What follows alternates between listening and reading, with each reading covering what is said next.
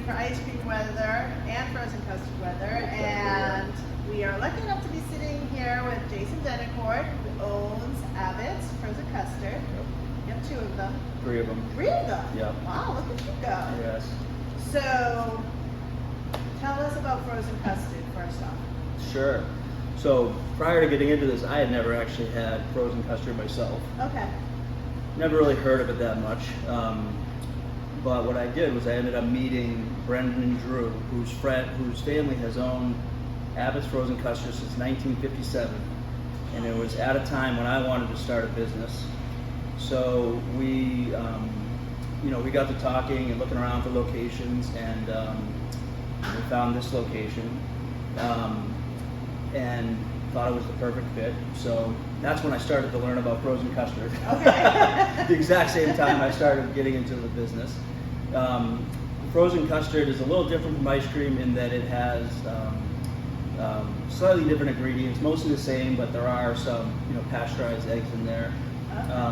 The mix itself is the same mix, the same secret family recipe that's been being used since 1902. When Arthur Abbott started Abbott's Frozen Custard in Rochester, New York on Lake Ontario.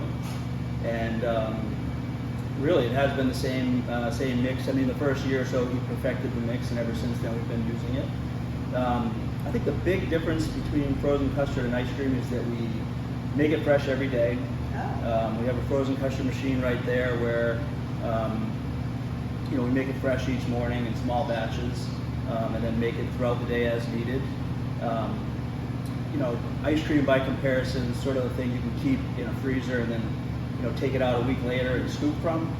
We would never do that with frozen custard. We make it fresh and serve it fresh each day. Yeah. So that's a big difference. That's a lot of effort. It is a lot of effort and a lot more laborious, and so you need sort of more skilled workers to make it. And then additionally we make everything here on site. So all the cakes and all of our novelties like the Oreo wheels and chip wheels and the turtles. Whoever's on staff is the people who are making those. Wow. Yeah. Okay. So where are your three locations? Lexington?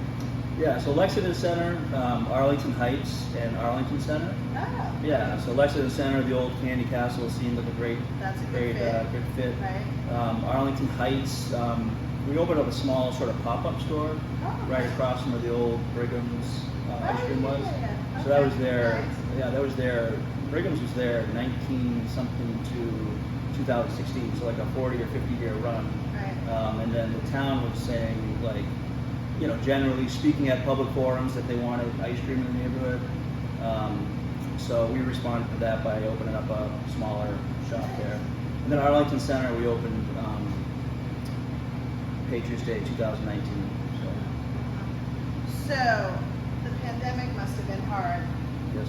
But you're still here. Yeah. The pandemic really put a lot of things in perspective. I think they say, when opening a business, be prepared for anything. I didn't have that on my list at all. Sales here slowed down significantly, unfortunately. There are 39 Abbotts across the country, and some of them actually ended up doing better, like in places like Florida. Okay. People just looking for something to do. But as we all know, Lexington, Arlington, had somewhat tighter restrictions that had a pretty significant effect. I'd say sales down about half of what we would expect. So yeah, we are still here. Just survivor's instinct. That's good. So you have a pretty interesting background though. So whatever helped you get to this point, you probably started there too. So. Yeah. So my background, I wanted to, ever since I was in college, I wanted to own small businesses, invest in real estate, that sort of thing. So when I got out of school, I pursued a career in real estate, commercial real estate.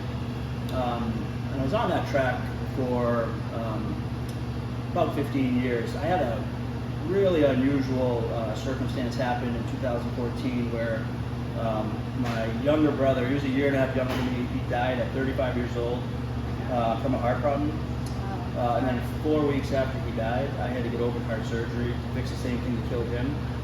So, Wow. yeah, having heart surgery and losing a sibling, I just took a step back from commercial real estate. I kind of gave a little thought to sort of what I wanted to do, in life. And, at that time, I like I said, I kind of moved away from my project management role. I started to look for more service-oriented roles, and I ended up working with Congressman Seth Moulton as his economic development director, mostly in Lynn, Massachusetts, for about 2.5, 3 years. And then I always had it in my mind that I would, become more entrepreneurial. So after my role with Congressman Moulton, that's when I met Brendan Drew and pursued this. So your kids must love the fact that you own a Yeah, you would think restaurant, so. right? Yeah, my kids come here, they drop off their bags after school, and then they go to Starbucks. Oh, they're done with the custard? Yeah, The pretty novelty's much. over? Yeah, no, they still like it. When they're like, they call me up and like, hey Dad, can we get free ice cream? We're down here. Right. No, they think it's kind of cool, but it is. I think in-town business. I don't know what it's like to be a kid with was it Right. business in town. Right. So what is your best seller here? Yeah, so we make our frozen custard fresh every day. We always make vanilla and chocolate. Vanilla and chocolate are always our top 2 sellers. Okay. People will stare at a board and they'll say, "Oh, I want this, I want that," but at the end of the day, they'll pick vanilla. Okay. We do sell a lot of pints, which is great. Okay. A lot of people take home the pints, and a big thing I've been working on is abbotsdelivers.com. We're about to roll out a new website which will not only make it easy to get any of our custard at home, delivered at home, but it'll make it easy to have Abbott's cater events or birthday parties or anything like that. Especially with places like schools or any sort of organizations. I get a lot of text to my phone. We're trying to bring a little bit of format to that. Yeah, So, nice. yeah. Well, you give back to the community. I mean, I know you're at the Lexington Ed Foundation event. Yeah. I mean, I know that you are a big giver in the community. Yeah. So. Yeah, I think definitely our biggest purpose in opening the store is trying to build community, and I do really think living is giving, and the more you're able to give, the better it'll all be. And let's hope that's true. I don't know. Yeah. I didn't expect these pandemic years, but no, I think over time that type of community connection will be what pays off. So. All right. Anything else you want anyone to know? No, just we're open year round. Okay. All the time. We're always here.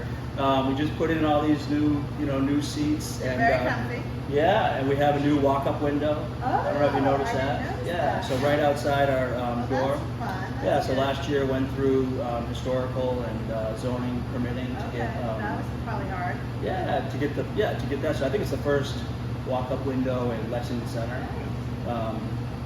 So that's it. Good. That's good. Well, come on out, everyone. Try Exactly. some frozen custard.